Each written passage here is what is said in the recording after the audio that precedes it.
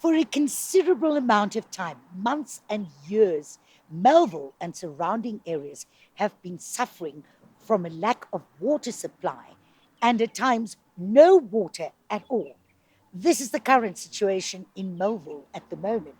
However, Johannesburg water are noticeably silent on most occasions, and residents are left to wonder what is going on.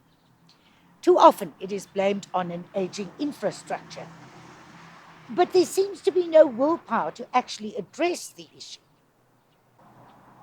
It seems easier to merely turn a blind eye and pass lucrative tenders to provide water tankers to mostly inexperienced operators.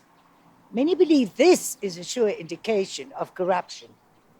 And more recently, the councillor in charge of the area, who works very hard on our behalf, has been told he cannot escalate issues with Johannesburg Water, which is, in my opinion, somewhat contrary to good practice in local government. One may well ask, why do we have councillors if they are muzzled by city officials? This is somewhat a case of the tail wagging the dog. I continue to escalate and I'll escalate every day to Johannesburg Water. The challenge we find is that we escalate these issues, but they don't get adequately addressed. And the problem is in the city, there is no consequence management. There's continuous mismanagement going on and no one is being held accountable. Unfortunately, within the city, it's only the mayor, ANC's Dada Marrero, and the MMC of EISD, which water falls under, Jack Sikwala, who's also an ANC councillor. Those are the ones responsible for consequence management at a council level, because executive authority is concentrated within the mayor and his executive government, his mayoral committee.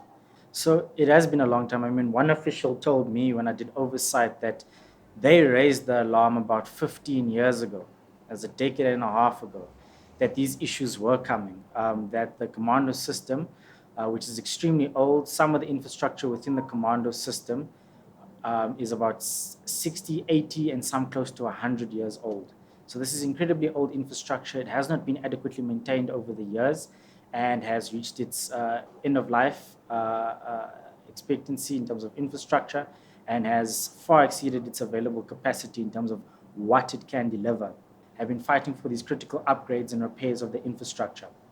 So on the Hursthill 2 side, the plan is to reconfigure the line and put a new line running from the Crosby Reservoir of pumped water that's going to pump higher volumes, over 400 liters a second, from Crosby to Hursthill 1 and 2 reservoir, as well as the rehabilitation of the reservoir itself so they can seal the cracks, repair the reservoir so it can be utilized for its full capacity for reserve capacity of water, so that at least there's about 48 hours to 72 hours of reserve capacity if there's no water coming into the system at all.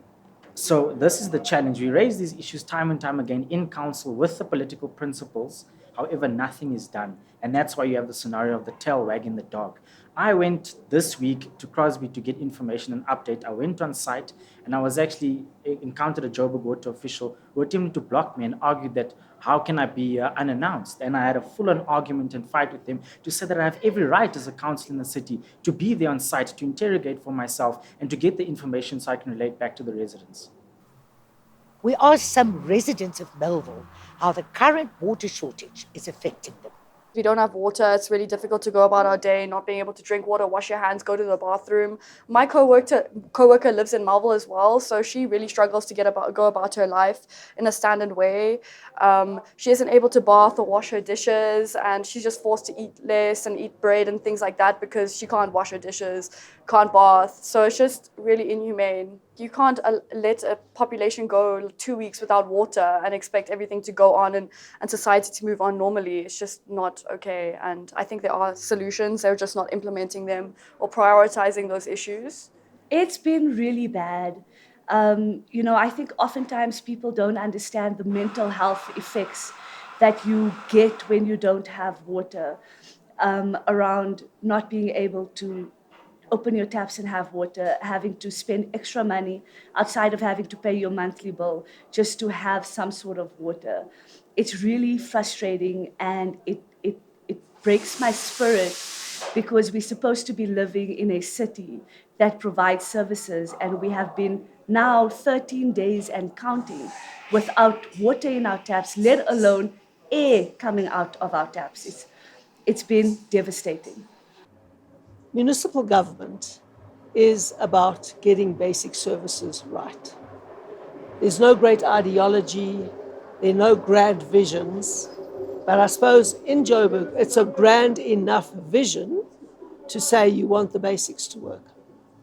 That is clean, reliable water to come out of taps, that is reliable electricity, that is streets that you can drive on without falling into a pothole, traffic lights that work, street lights that work, that is refuse removal that is regular and efficient.